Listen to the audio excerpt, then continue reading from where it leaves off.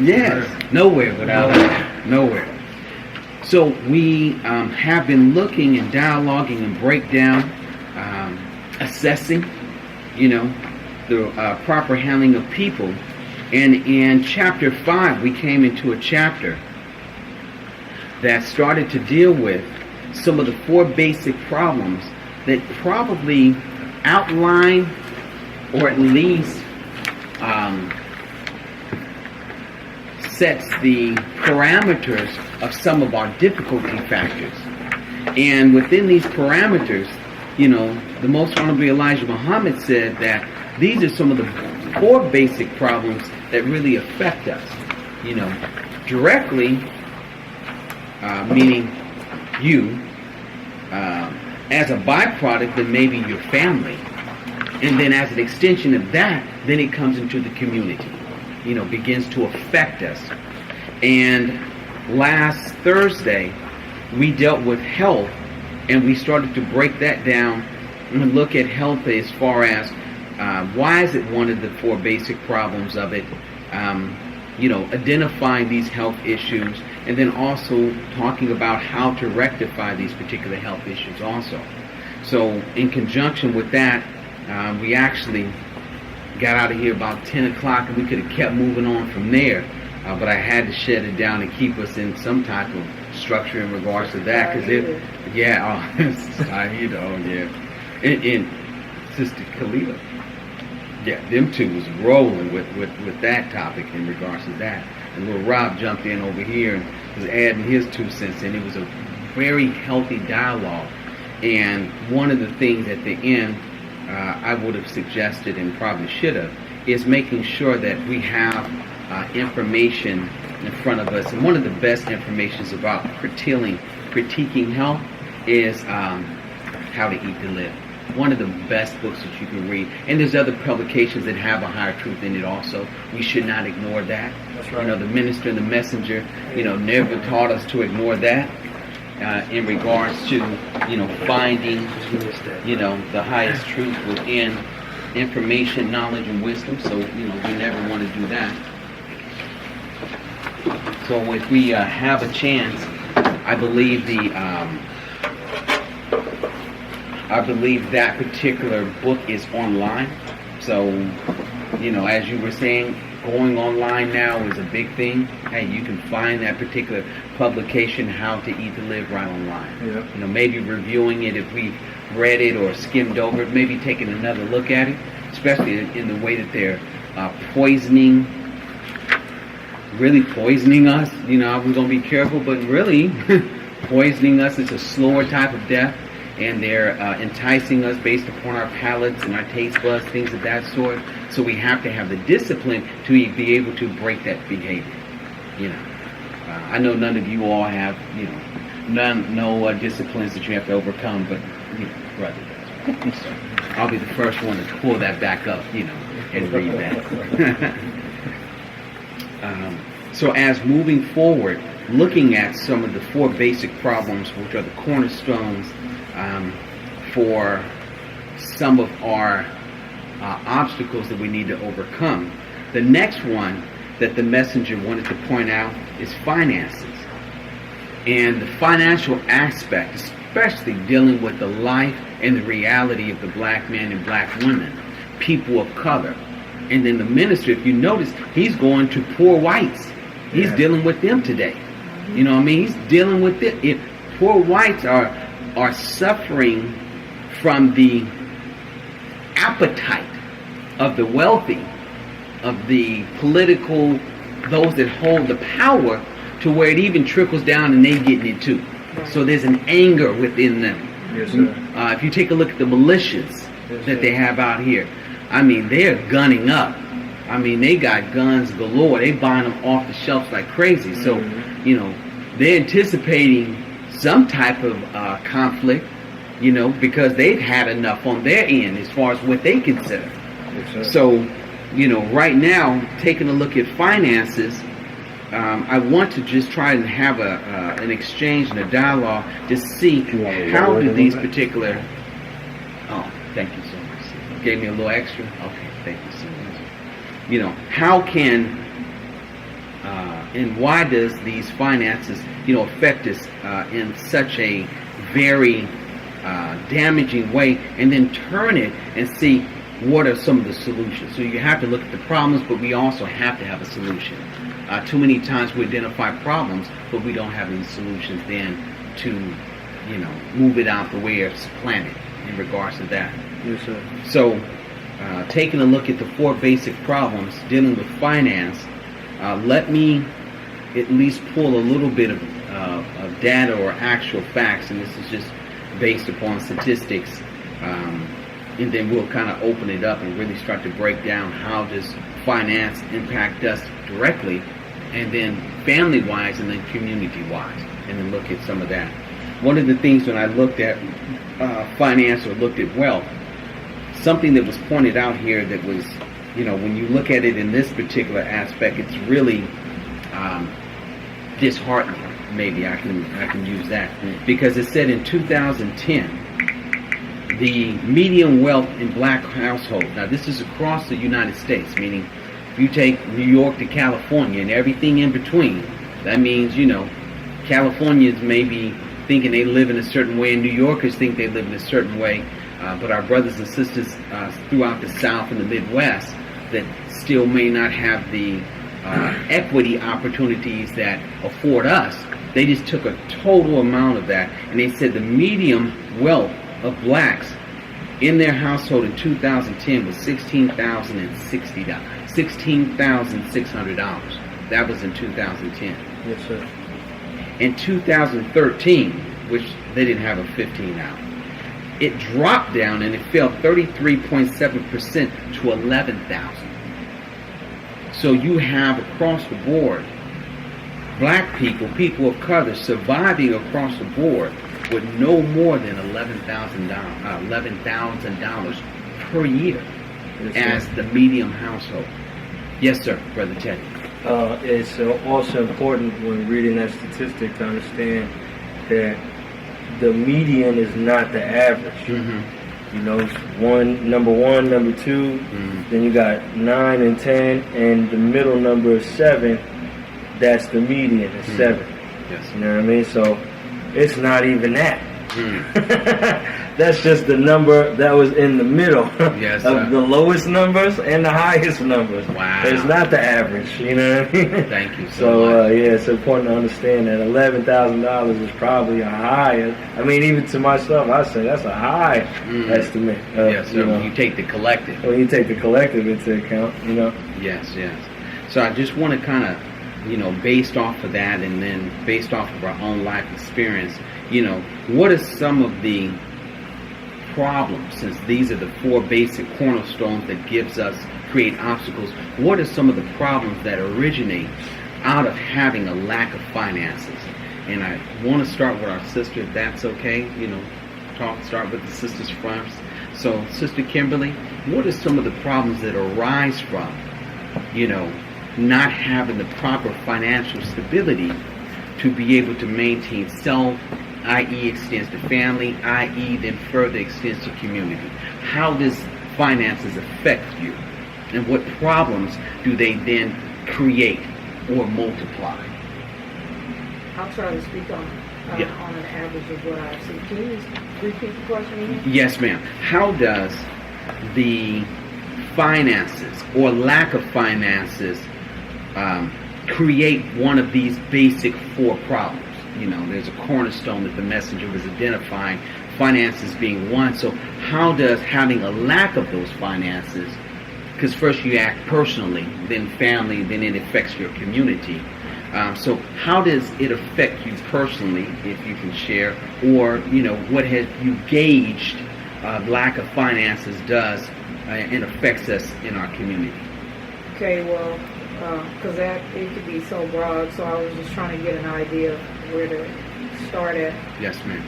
Within the 4 basic problems, Yes, ma'am. finances can cause an eruption regarding all the other 3. Yes, ma'am. Okay, yes, ma'am. Because With that. if you start out and you have nothing, and you're wondering how you're going to get the health care you need. That's right. Okay. As far as domestic affairs, I can think a job, place to live, how to get there. You have no money, it's going to be extremely hard to do what needs to be done. And then, lastly, affairs of the heart. You can turn on the television at any time, and I'm a criminal justice major, so I've always been honed in on criminal justice shows. So you can turn on any of the judge shows, and at least one or two of the cases within that segment of time have to do with a divorce or people who are cohabitating together that no longer get along, and money is always the root of it. Yes, ma'am. So, not all these shows they have, like the have and have-nots. I've never watched it, but when I think of that, I think back to when my grandparents used to talk about that. The have and the have-nots, where black folks were the have-nots, and the haves were the Jewish people, the white people. And they worked as hard as they could to obtain just a snippet of what the haves acquired, but they knew, because of where they were at in the world and how the world treated them, they would not get that. But they strived to. That was what was in their I was in their hearts. They wanted to do better for their families. They wanted to do better than what had been given or shown to them. Right. Okay. Yes, ma'am. Thank you so much. Brother Steve, good to see you, sir. Good to see you. Good to see everyone. Yes, sir. So, finances, economics, resources, all those particular things that drive sometimes the desire of a person, pro or con. They try to get those resources, get them chips. You know what I mean? Son? New Yorker over there. Yes. New Yorker over there from Daddy. Okay. How does the fact that out of that cornerstone of these four basic problems, how does finance affect us? What does it create? Because it can affect us in a couple of different ways. And I have it here. Affect us. Brother Kenyati's not wearing the same thing that he normally would wear. But then there's another effect of lack of resources may create also. So when we have a lack of finances, equity, and prosperity, how does that affect us, as quote-unquote so-called American Negro? We're original people, but that's how they framed us. How does that affect us, sir? Well, to start off, like the sister brought out, the lack of or an abundance of finance can impact a person or a group of people on so many levels. Okay. And I think, like in this country, you don't have a bartering system where you can just straight up, barter a skill for like some sort of asset, like food or anything. Right. Everything is our medium of exchange is money. And with that, it affords you educational opportunities, beyond grade school. In order to take a trade, if you don't have a scholarship, you need money to finance education. And then you need money as a means to acquire wealth to pass on to the next generation, as Brother Scott is always talking about the importance of being financially astute and, amassing enough to retire on, and then leave assets to your children, and that's, and then from there, once you build up, wealth on a family level, then, you open up businesses and everything, and then you acquire wealth on a community level, on a tribal level. Yeah, I like hearing that. Also, to the more mundane, so that's So I guess that's important. Generational wealth, Okay. or community wealth, is realized through, accumulating finances or money, whatever. But on the more mundane, we kind of live in a materialistic, society, and it's important to look good, dress nicely, Right.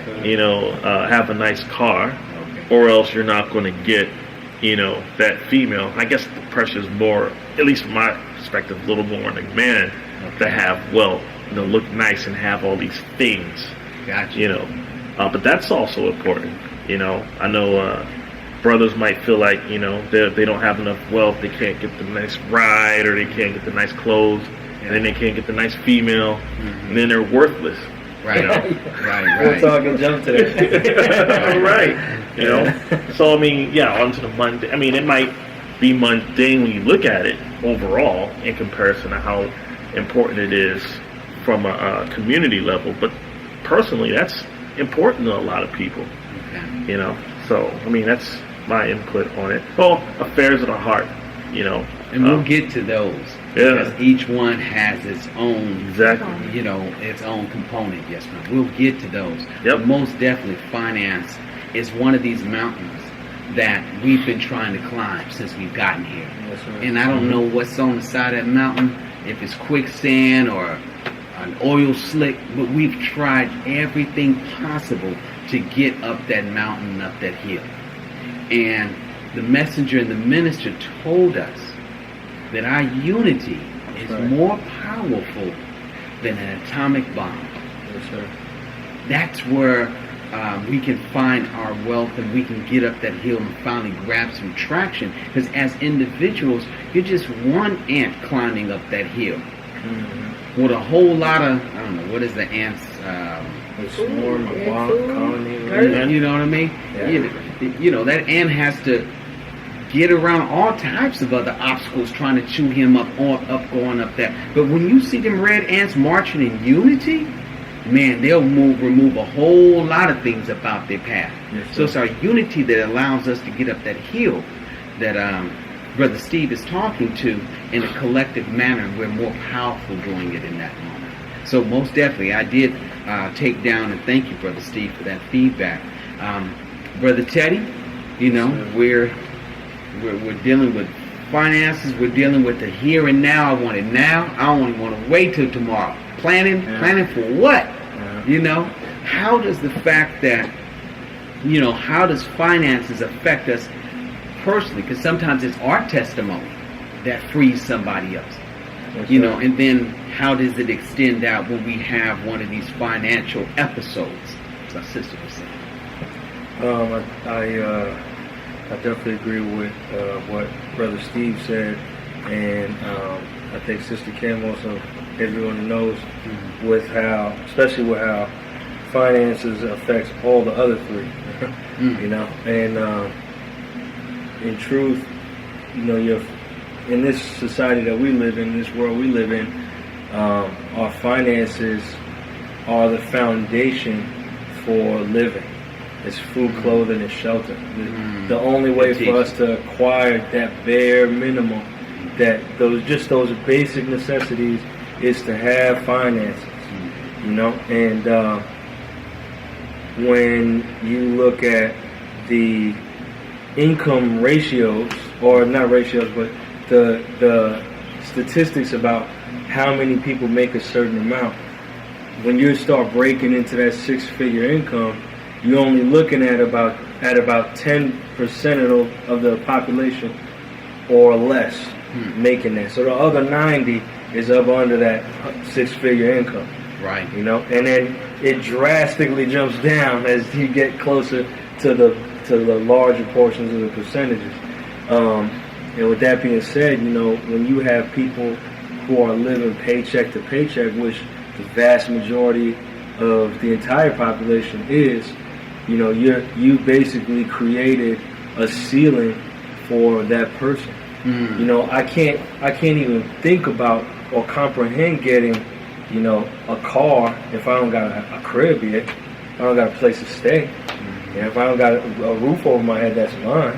I'm not even car, man, you crazy. You know, I can't even. That's not even something I can entertain. Or once I get a place to stay in a car, you know, I'm not even thinking about acquiring maybe a cell phone, like a smartphone or something like that, and or a computer or a big screen or anything like that. Mm-hmm. You know, these things start to be out of reach for us. Mm-hmm. And you know, the longer that you have somebody at the same level, the more dissatisfied they become. Mm-hmm. And the more dissatisfied they become, the more desperate they become. And if you don't give them the creative resources to pull finances from other places and create more revenue streams for them to build on top of their little kingdom that they got, you know, they may look into other devious ways, nefarious ways. Yes. You know, because that's all they really is seeing. You know, that's the only thing that makes sense to them.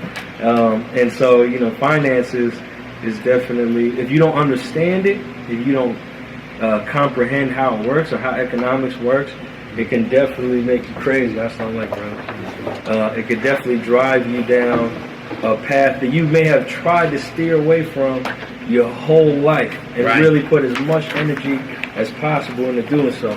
Right. You know, and then it's also important to realize that everything that needs to get done in the world can happen without money. It doesn't need to be there.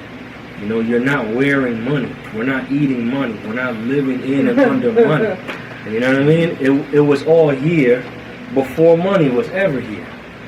You know, so it's really important to understand that concept. And then when you figure out that, you know, money is just the incentive for people to do what they do, it shifts the whole power of money. Mm. You stop thinking about money being, you know, the Bible says the love of money is the root of all evil. Mm. And when you stop loving the money, then you won't be so quick to jump down that road or you know, do certain things in order to attain it.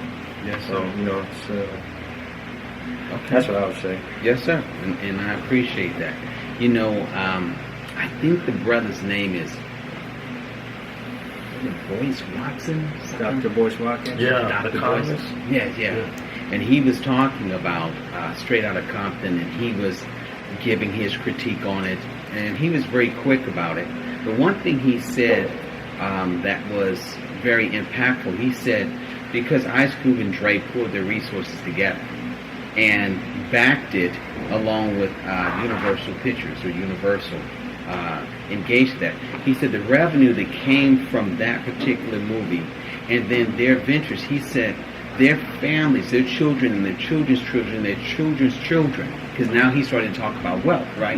He said they should be able to extend that wealth for at least 300 years if properly managed. And Brother Scott talks about, you know, managing economics properly. But I was listening to him, and then he made a reference to our brother Shook, because at one time his record company, especially on the West Coast, and really compared to any of them, was producing probably damn near some of the highest annual revenue, you know, dollar for dollar that you can name. But at this particular point, he sold his masters. And no longer is he, I think it was up to like 400,000 or 500,000 that he was making, 4 or 500 million a year. Wow. that Death Row record was making.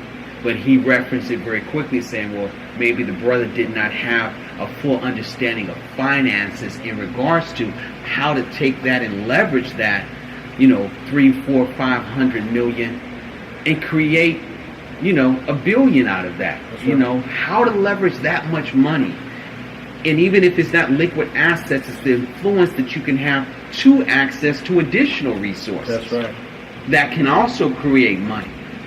And brother, the Honorable Minister Louis Farrakhan, I heard, you know, he used, let me send a shout out. I heard the minister said, let me send a shout out to our boxing championship and our brother, Floyd Mayweather Jr., because I think that purse was, I think just the purse was somewhere around 200 million. Yes, sir. Now, you didn't even get into pay-per-view and all the rest of that T-shirts and marketing and who knows where it finishes up at. But after that fight,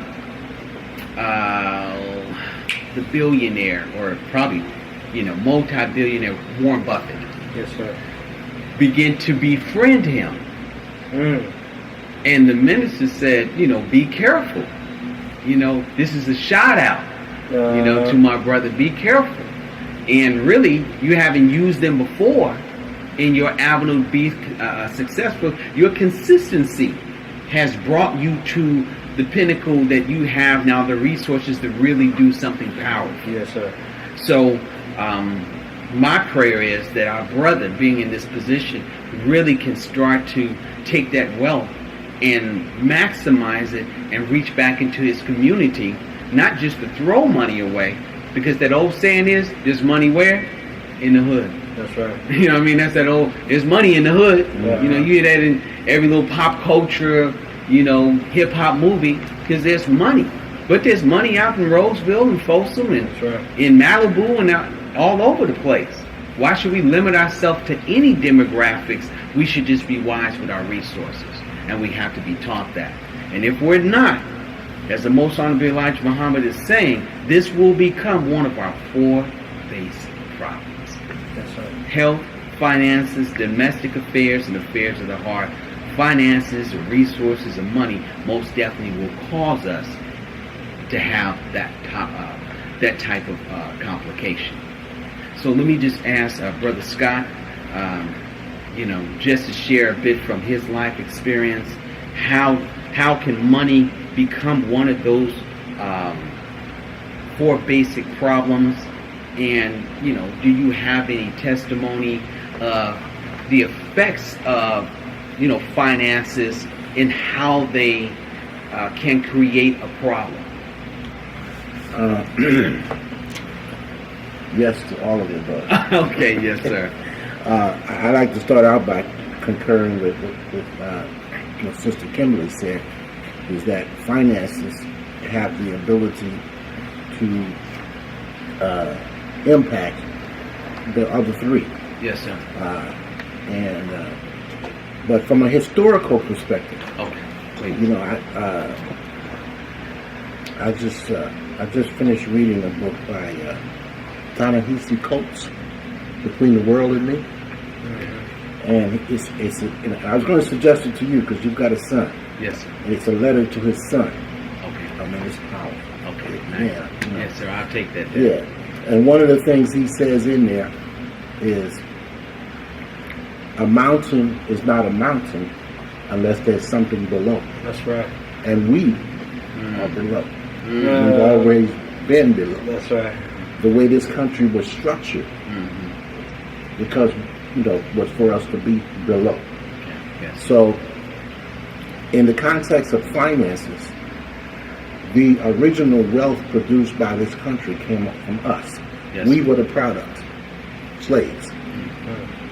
We were the labor, and cotton was the product, and we were also the product because they sold us. That's right. We were valuable. That's right. So, Commodities. so when you look at the financial structure of the country, and something else he said that really resonated with me. He said, slavery didn't end in 1865. It's just mutated. And no area is it more evident of that mutation than economics. That's right. Because when it comes to finances, we're at the bottom. That's right. And that is not by accident. So understanding and having the proper value of finances, because the worst thing you could do is to define yourself by your finances. Right. And sometimes we do that because we, as a people, have come from an existence where we did not have. And so when we turned on the TV and saw the white folks driving nice cars and living in big houses, that's what we wanted. And why shouldn't we want it? It's the American dream. But then when some of us, sometimes when we acquire it, we forget the folks that we grew up with. We don't go back to the hood. We don't, I become me and they become them now. Right. You know what I'm saying? So, finances have the ability to really, really make a community or an individual better, but it could also have the opposite effect.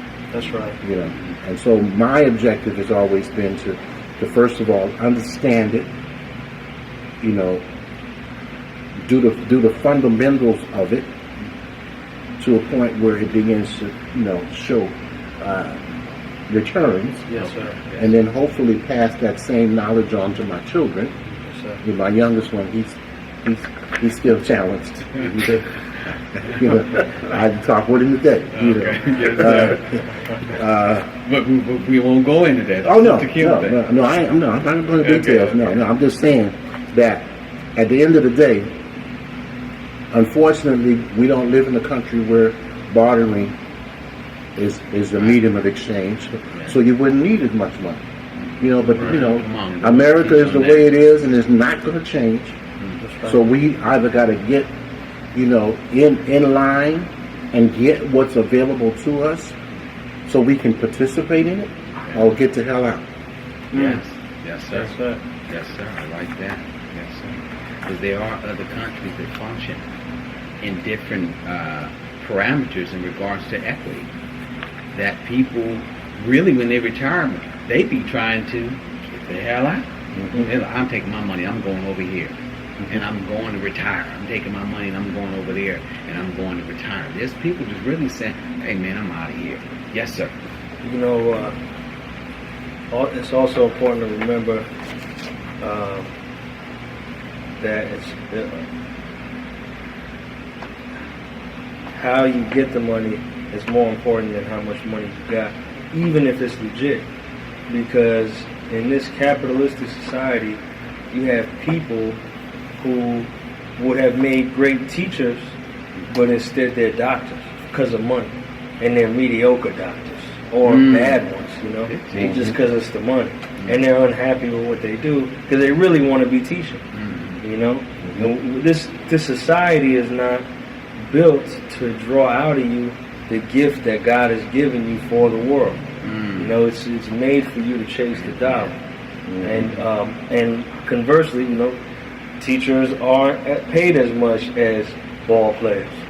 You know what I mean? And these are the ones that are molding the minds of the youth, creating these brand new generations, Right. and moving them along. So, understanding what kind of system economically that you're put in, and the social effects of that and the ramifications of that is as important as how the money moves as well, like Brother Scott said. Right. Brother Maurice, good to see you out this evening, brother. It's good to see you all. Yes, sir. Any thoughts, brother, since the messenger and minister basically framed, you know, as a platform, 4 basic problems that really then undergird some of the extensions. And we dealt with health last week, and we're dealing with finance. How does finance identify, you know, as an individual or within a household or in a community as one of those problems? How does it, you know, raise its head, and what problems may it cause, so we can really get a good understanding about finances?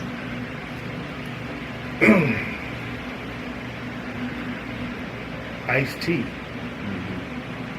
said in a song that I like that he can live on bread and water or on lobster and steak. So that means we have to learn how to adapt to whatever situation comes up. Because if you're a true believer in the teachings of the Most Honorable Elijah Muhammad, then we know that this world is going to go down. It's a book called Fall of America that details the world going down. So you can keep your job, your 401k, your benefits, or whatever you think you got going on. You think you got that steady twice a month check. But if you're a true believer, we're taught that the world is going to go down. And you must have to start to do for yourself. So doing for yourself means you have to start to adapt.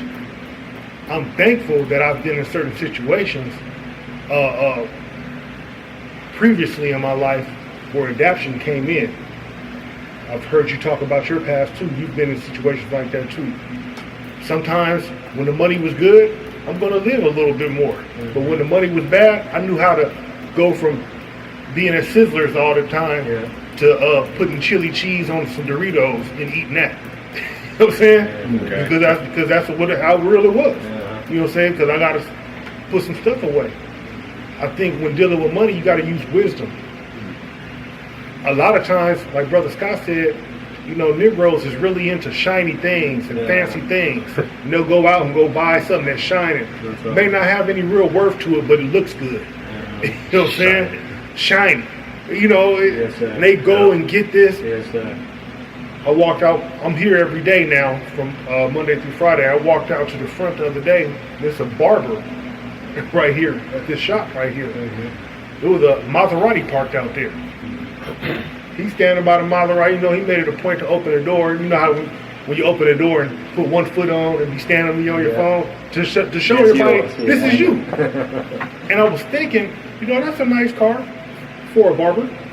You know what I'm saying? I said, but that's just stuff, eye candy. Right. Where do you live? Because I know people that have nice cars, Maseratis, the newest slant back Benz and whatnot, and they renting rooms in people's houses. You know what I'm saying? They live in an apartment. They can't really park their car where they stay. But it's for a show. So once we get out of that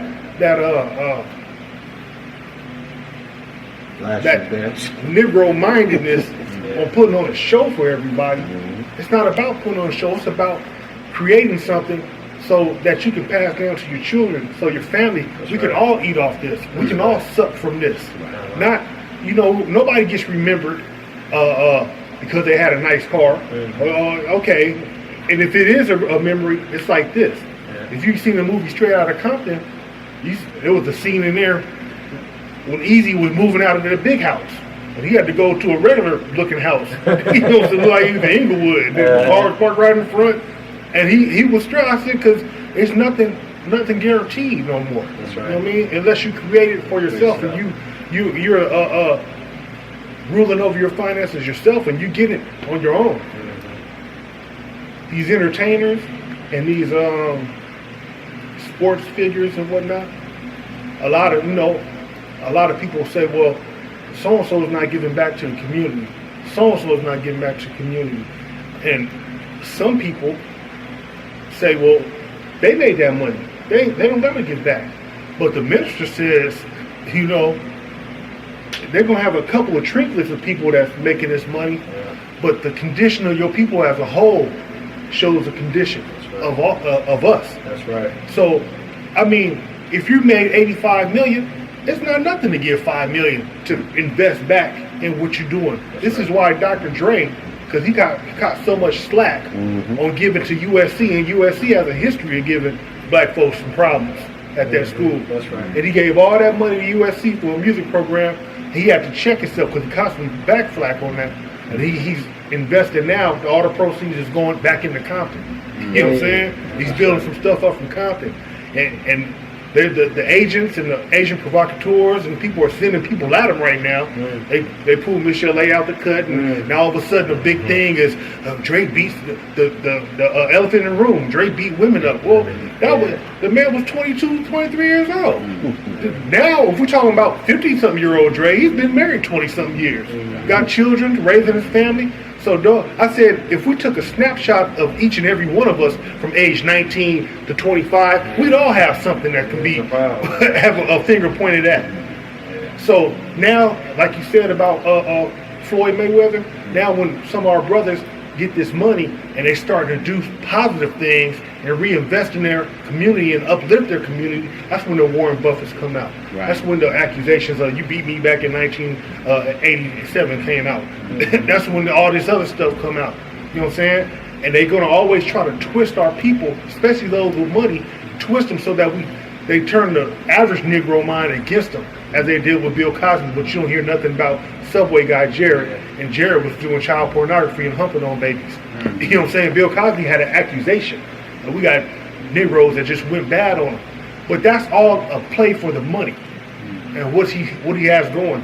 So I want to end it like this. it's about adapting and being wise with your money. Don't go out. You know, Michael Jordan investing $30 million in private prisons. Yeah. So why would you go buy his tennis shoe for $190 when it only make $15 to make? Mm-hmm. This Negro don't care nothing about. I done seen Michael Jordan before face to face, and he looked at me like I wasn't nothing. You know what I'm saying? Yeah. And I'm, hey, Air Jordan. You know what I'm saying? Why would you do that? And we need to, I think special classes need to be set up, financial planning and whatnot, that cater straight to us, to get out of that thinking. I worked in a school before, and one of the children said, look at your shoes, you don't even have the new Jordan 12s on. Yeah. You can't even get them. Look what I got. You know what I'm saying? You know, I said, silly. You know what I'm saying? I can go buy some Jordans right now, but they don't make me nothing. You know what I'm saying? It's about taking care of a whole, and not just, because shoot, I did that before. I went out and bought the Jordan 14s. Me, Caprice, and Sade had the same pair of blue and white, and they were babies, so, you know, they grew out of them like that. Right. You know what I'm saying? I had mine, and then after a certain time passed, I would wear them to go take the garbage out. It was old. You know what I'm saying? I just think you got to be wise in what you do with money and be frugal. Be have a mindset of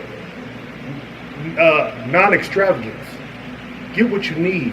We're always trying to go for what we want. That look nice. If you and I tell the people I talk to, if you won the lottery or had a lump sum of money, what would you go do? Would you go buy the Bentley and a house on the hill, or would you go get something that's viable, that's going to bring money back? Would you go open a supermarket in your neighborhood? Would you go to Howard and go get some black doctors and say, I'm going to open up a practice right here, I want y'all to populate this and do the thing?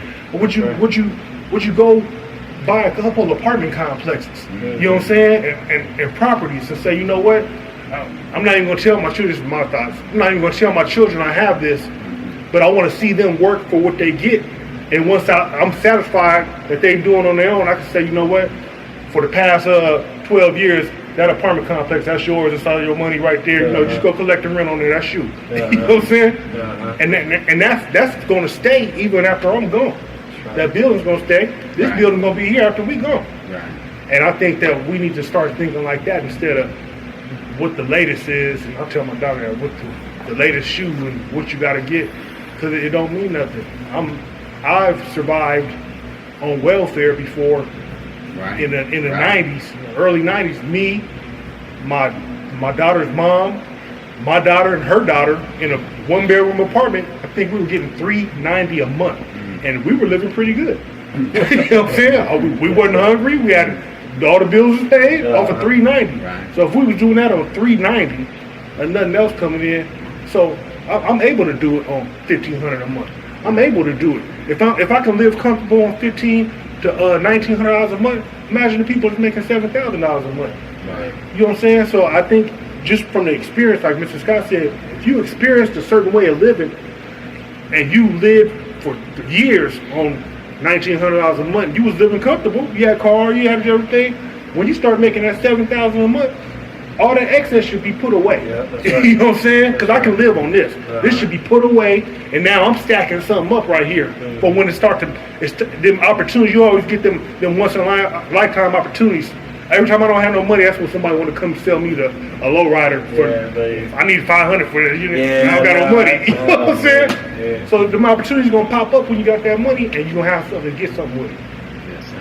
Yes, sir. Thank you so much, Brother Scott. Yeah, I would also say that I concur with a lot of what he said.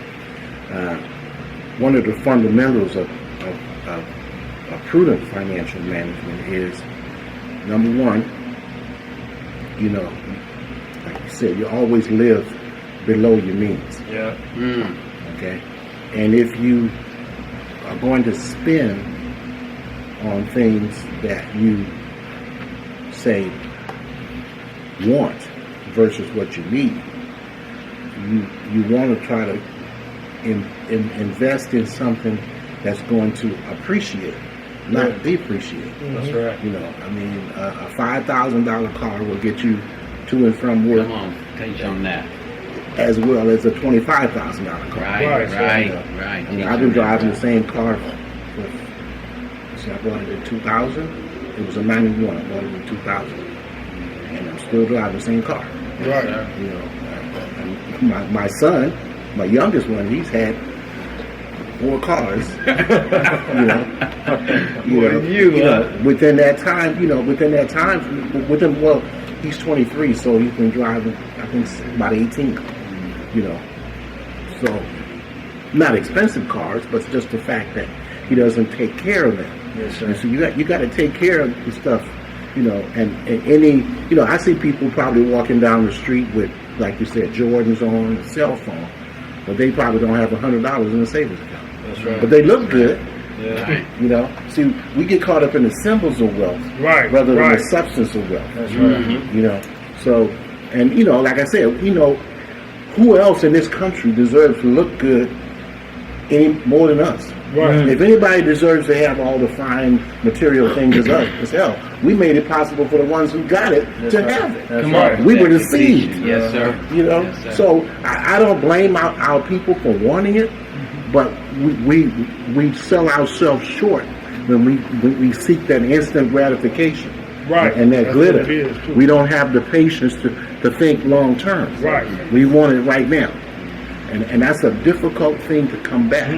But anything that's built methodically and carefully Systematically. is more likely to endure than something just quickly thrown together. Right. And the accumulation of wealth is one of those processes where you have to take it Good. step by step by step by step.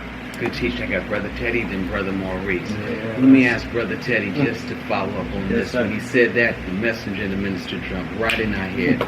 He said, Master Prophet Muhammad came to give us. You remember what he said? Master Prophet Muhammad came to give us money. Good on luxury, friendships, and all walks of life. Yes. Yes, sir. So those things, as Brother Scott was saying, that made me reflect upon. That was what was promised to us to take us out of the condition that we were in, and that we were suffering up underneath. If anybody should be able to extract the resources and live in a certain with a certain quality of life, we should. And we've been given the tools to do that. We need to execute that. Money, luxury, friendship, good home, Yes, sir. in all walks of life. Yes, sir. You know, with the luxury part, so I had this come up before, it's not necessarily like, you know, I'm going to have a panda skin suit, you know what I mean? It's more like I have the luxury to say no. I don't want to take this job. That's a luxury. You know, I don't want to go to work today. That's a luxury. I want to spend time with my kids. Yes. That's a luxury to do that, you know? It's a luxury to be able to, you know, get your wife something, Come on. you know? Something nice. Right. Just cause. That's a luxury. You know, and this is the type of luxury that others can afford. We need to be able to afford that, you know? Yes, sir. So it's not just the money. The money is all type of stuff, but the luxury with the money. You know, you got people who make tons of money, got oodles of money, and don't have the luxury to say what I'll say any day of the week, anytime, and I ain't got no money. You know what I mean? You know what I mean? You got people who have a lot of the things that we look to as symbols of freedom, or you know, capabilities of being free, but are slaves still. They don't have the luxuries we got. Yes. You know, so just to touch on that, but I was going to add to what Brother Maurice said. You know, Tyreek Evans, as far as our celebrities and you know, sports figures not understanding that they have to work with us to change us, you know, and improve upon us. Tyreek Evans was at Arden Mall one time, and even though he a ball player, played for the Sacramento Kings, his boy was there with a hoodie, and they told him to leave. They told Tyreek Evans and his boy to leave. He was liable to spend 20, 30 grand just on a win. You know, just cause he feel like it. He go, what's he going to the mall for? Right. You know, but just because he wearing a hoodie, I mean, obviously it's not just a hoodie. You know, there's probably other people who could have worn hoodies or were wearing hoodies at that time, you know. But because he was black, his boy was black, they told him he got to go. It didn't matter what money he made. It doesn't matter what his paycheck was, or if he's on ESPN, the Sports Center all day. It don't matter to nobody. You still a Negro. That's good. I mean, that's it. You know? Yeah, no matter. Look, poor whites is here, right? Rich black folks is up under that. Right? Rich black folks is up under that. You know what I mean? Then it's the white folks, poor whites, and they go from there. You know. Yeah. So we gotta understand, man. There's no amount of money you can make that could ever grant you acceptance into Master's kingdom or Master's, pedestal or anything like that. Another thing is that as black folks, in order for us to really come up, each one of us has to have a business or be a part of a black business. It's got to be like that. Right. You can't have the money, the little money we do got, circulating amongst us if you can't give me what I need. Then I got to go to the Asians. I got to go to the Mexicans. I got to go to white folks. I can't get none from you. How am I going to put the money in your pocket? It can't be a charity thing, because eventually I'm going to run out. I'm not going to have what I could give you, you know what I mean? It's got to be an exchange. I got to be able to get from you what I could get from other people, or need to get, So we got to have a business, and then we got to support our own businesses. Everybody says that, and I know it's like simple, but it's even down to the little brother who's selling candy bars. So he could get a football jersey, to play football this season. It's even down to that. You see a brother, and I don't care who it is, if they doing something for something, you got to support it. Give him what you got, even if you don't want to take the product. Put the money in his pocket.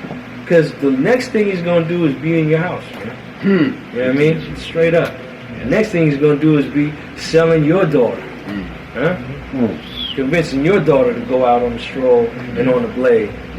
So he could get paid, because nobody was supporting him. The next thing he's going to do is be pushing to your high school teenager, the next latest craze. Whether it's heroin, Oxycontin, Molly, whatever you want to talk about. Right. But that's what they're going to do, because we aren't supporting what they were doing in order to make a living. Right. You know what I mean? And that's what we got to do, man. Just plain and simple. But if we do those things, I feel like finances won't be such a problem for us. Well, it starts to add balance to everybody's reality. Everybody's reality is different. My reality in my household may be a little bit different than Brother Steve's reality in his household. Brother Steve's reality may be different than Brother Scott's reality, so on and so forth. So when we start to balance our own realities, then it starts to stabilize as a whole, which is what you're saying. Yes, sir. It starts to stabilize as a whole. I don't have to live in the same household as Brother Maurice up on the hill, because heaven is a state of mind. That's right. And the brother was saying that some of our athletes, with all of this wealth that they acquired, or some of these Europeans, with all the wealth they acquire, they sit there and they'll drink themselves to sleep. Or drink themselves to death. Oh, this person, or pill themselves to death. And they got all the money that you think is going to make you happy. That's right. Or make them happy. Or they sit back in their office and they think about the wealth that they've acquired, but how it's not brought them any peace. That's right. And I'm poor and I'm happy. Yeah. You'll never see me in here be mean. Be angry. No, sir. How your day go? This is the best part of my day, brother, right here. I always come like this. This is the best part of my day. And I don't have the wealth they have. And they take that pistol and they cock it. And they put it right into the back. And they pull that trigger. So, understanding that the finances and our support of one another, each one teach one, begins to stabilize our own realities. We have to be able to work towards stabilizing the little brother selling the candy bar, my brother doing lawn and horticulture, my brother doing a little computer service on the side, so he's trying to free himself, my investment, my sister with hers, whatever that it is, and it starts to stabilize each of us. And we become healthy, mentally, spiritually, and physically. That's right. Brother Maurice. Yeah, real quick, I was going off of what Brother Scott said. I told my oldest son, he wanted the Jordans, and he wanted the latest sort of shoe that was out at the time. And I was like, man, do you play pro sports or something? You know, I had to ask him. You know what I'm saying? 'Cause, you know, Yeah, I feel you. for some pro sport, that's a pro athlete shoe. Now I just want to know, what you gonna walk in the mall professionally with it? I don't know what you gonna do. But I told him, I said, here, I got $100 for you. And I just gave him 100. Yes, sir. Because he wanted something, it was 190. I think it was Penny Hardaway or something. Oh, my The ugly goodness. shoes. So I said, here's $100. And I said, you got a choice. And he was younger then. He's 23 now. I said, you can go buy them $100 shoes and be broke. Or you can buy some shoes for $40, $50 and have $50 in your pocket. That's right. I said, I'm out of it. You know what I'm saying? And that way, that's when you start building that into your children. You know what I'm saying? Because you can be, hey, I see a lot of people, I used to be on the bus, I see a lot of people with the iPhone, or iPhones wasn't out back then, but the new Bravo Plus pager, the white one, you know, the color with the leather case with the gold chain on it. It had the newest kicks on, but you was on the bus with me. You know what I'm saying? So, and I just, you know, you just got to think about it. I'd rather have $50 than have me some regular old Nikes on. Yeah, I agree. Brother Tim. You know, one thing we got to teach our youth is that the white man is selling to your son as a teenager the same exact shoes he sold to me as a teenager. That was the same exact shoes that was sold to the brother a generation above me when he was a teenager. Right. The same J's, the same Air Forces, the same Air Max, the same Penny Hardaways. I was rocking those. And like when I was 12, I was rocking the same ones that they selling right now. And retro. We're retro. And the shell top Adidas. Can't forget that. And Timberlands and all that, you know. It's nothing new. This is old, matter of fact, you know. It ain't the latest nothing. Yeah, you know what I mean? And so, and it's kept its retail value over the years. It's just a trick. Put it on the right person. That's right, you know. Let me turn this. We're about to close out. We're about 10 minutes or so. And I wonder if I should hold it or at least open it up a little bit. Let me just find out before I turn it just a little bit. Sister Kim, any thoughts in regards to what you've just been processing, that you've been digesting? Any thoughts about what you've heard, sis? I mean, I can agree with everyone, starting with Brother Scott. I just converted a term life policy to a whole life policy, where in 25 years, God don't say anything different, I'm still alive, I'll have like $80,000 in that policy versus, worrying if I die today. My children have three, $250,000 policy is going to be split, but they be trying to kill each other. Besides my youngest, about who's going to get what. And if I live, once that policy's over, I don't have nothing. I have to start all over again.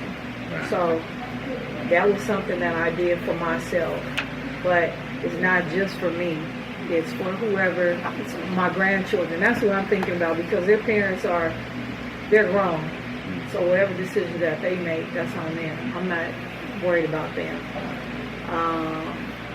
And just all the way around the room, I never bought Jordans for my adult children. And they hated me for that. We would go to Famous Footwear was out then. That's before the outlets came out. Right. Or we go to Southern California and hit different stores. But now, in their mid and late 20s, they're just now saying, you know what? I didn't understand the reason why you did it. You take us somewhere and we come out of there with 4 or 5 pairs of shoes. Yes, ma'am. A piece, and you would spend less than $200. Right. Oh, $20? Oh, that's too much. You look over there. And it would always be like, these shoes are ugly, whatever. No, because then when you would sport them, somebody would be like, oh, them is tight, where you get them at? Oh, man, I ain't going to tell you how much they cost, because they be embarrassed. $14.99, and this is an $89 shoe. You got to learn how to stretch your money. That's right. And you're growing. And then bartering, oh my goodness. being a businesswoman almost 20 years, I've tried to barter, especially with hard people. That's the first people I barter with. They don't hold up their end of the bargain. You know, I gotta chase them down and try to find them. And, you know, I don't play when it comes to business. So I know what is expected of me. So then you should know what's expected of you. And when I visited Georgia last year, there was a young man, my friend that I was visiting, we met at a gas station close to her shop. And that is one thing that I can say about Atlanta and the surrounding areas. You can say, you know, I have a new Lysol type wipe. Somebody gonna buy it. Somebody's gonna take that idea, brother Kenyatta, that's your idea. We're getting ready to go patent this. We're getting ready to go see what we can do with this. People are willing to invest in other people. It doesn't matter how silly or small the idea may be. You know, it's like if you can believe it, we're going to achieve it. Yes. And there was a young man, and I'm done. There was a young man who had walked up to me, and I was waiting on my friend. And before I could say anything, she says, patronize him. So he had a box similar to that, and it was full of different buttons. And you know, buttons back Cindy Lauper, 80s, whatever. Each button had a different phrase on it. Like the one I purchased said, like, live, love, laugh. And I asked him what was it for. He gave me a whole sales pitch. He said that he had been doing this he was graduating from high school last year. He had been doing it since he was 13. He went from different business to different business and sold them to whoever he could sell them to. They were $1 a piece. I think he told me I asked him how much it cost. 10, 15 cents a piece. And he was taking that money, putting it in an account, so when he got ready to go to college, his parents would not have to help him. And I think he told me, I mean, he had close to like $25,000. But I gave him, I just gave him like $10. I took maybe 2 pens, but my friend told me, she says, he's been doing that like 5 or 6 years. And she says, I would rather give him $1 than somebody standing on the corner with a sign saying we'll work for food, because you really don't want to work for food. You want me to give you some money so you can do whatever it is. So it's you know, it's hard to patronize people, especially when you already see them walk off with your money and go do something else. And to try to keep the black dollar within the community, it's hard because everybody is going in a different direction. Even when it's a group of people that say they're together, there's always some in the bunch that's doing their own thing. So when you patronize that particular group, who are you really helping, and where is your money really going? Because 5 different people going 5 different directions when it's supposed to be one cause. Yes, ma'am. Thank you so much, Sister Kim. We're taught to be in time, on time, right down to modern time. And really, there's a second half to this finance that I want to try and take a look at. And maybe we'll pick back up on it on Thursday. Because now that we've identified the problems that are created from that the messenger and the minister basically pointed out, hey, here are the 4 problems, and finance being one, and we've identified what those problems are and how they affect us. Now we need to really start to talk about the solutions, and we started to get into that, right at the tail end, 10 before, stabilizing each as individuals, supporting where we need to support with. We really need to start to look at how do we then be the counterbalance to the financial pressure that the system places on us. What is the counterbalance? We have to have a countermeasure to the system that these Europeans have put in place. We have to have a countermeasure to it. Yes, sir. And our countermeasure is peace of mind. My grandfather, may Allah be pleased with him, my father is like real tall. My mom is like real short, right? Speak a little louder, brother. My father, Shaheed, is real tall, right? My mother, Shaida, is real short. So, hey, got my dad's heart, my mom's size, right? Go figure his size. My grandfather is, on my mother's side, is also tall. But he was a very humble and meek man. Very humble, very meek type of individual. Yes, sir. Talked real calmly, had a little garden, had his little house, and, the community would come by and he'd pick his hot peppers or tomatoes, and, he had his little farm. The minister talks about, extracting what we really need from the land. Yes, sir. Everything that we need is right there, actually in the earth. Yes, We sir. stopped doing that, though. And they continued where we left off at, But I say that to say that when my grandfather expired, with no complaints, he lived a very humble quality of life that was satisfactory to him. And he didn't have a big car. He didn't have a Maserati. He didn't have any of that. He had a couple little dogs. Everybody's grandpa, right? A couple little dogs, some chickens running around, and little tomato and hot peppers in the front. But he was happy all the way until he was called back onto the Creator. Yes, sir. And that was peaceful for him, and I can see that peace as I mature. That if my quality of life is not designated, which I'm going to recap some of the higher truths that we talked about, but it is not designated based upon the worth. And it was said, do not let the worth define you. Make sure that our education maybe frees us. Take that. And that's a education not just based upon the Europeans, but an education based upon the whole world aspect, the Creator aspect. It makes you see yourself as a God again versus a Negro. Yes, sir. In regards to that. Let money be your wisdom. Use money as wisdom. Brother Maurice has said that. Be wise with your money. And you can take that money and be a great steward in your community or just within your family. Yes, sir. Being wise with your money. You can make $20,000, $30,000 with wise choices. Make you be the most brilliant one in your family, and they make it $60,000 and $70,000. Yes, sir. But they're struggling paycheck to paycheck with that. But you make your $30,000 look very comfortable. I got my A to B car. So you struggle with that $30,000 car that you got over there. I'm gonna go ahead and drive this Honda Accord. That's water and gas. Get me everywhere I need to go. Yes, sir. You know what I mean? Yes, sir. So you put that $70,000 flat screen up there. 70-inch flat screen. Yeah, just 40 will do just fine.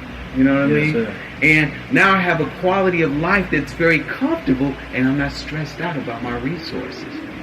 Also, we talked about money having the effect, or finances having the effect, if it isn't balanced and levied properly, to affect then all of the rest. And then that creates our cornerstone. I think Sister Kimberly started off with that. So not having your finances balanced properly, then getting that proper health care. Or either going holistic with our brother or sister that understands the earth, but you can't barter with her to get what you need. Instead of popping the pill, you're still having a problem. So there's a lot that the finances affects us. I think when we come back on Thursday, let's talk about the solutions. And they don't have to be huge steps. They're small steps. That all we have to do is take a small step forward, and that's still motion. You're still making momentum. Just be able to they said the race is not from the swift, it's to the one that can what? Endure. Endure to the end. So just make it a long-term goal, and you'll get there. 25 years, Sister Kimberly and me, we're gonna take that that $80,000, and boy, we going out. Oh, I'm sorry.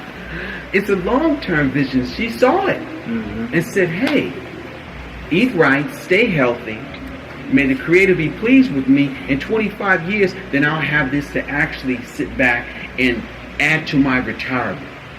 You know, my age, my golden age. I can do that if I am disciplined enough."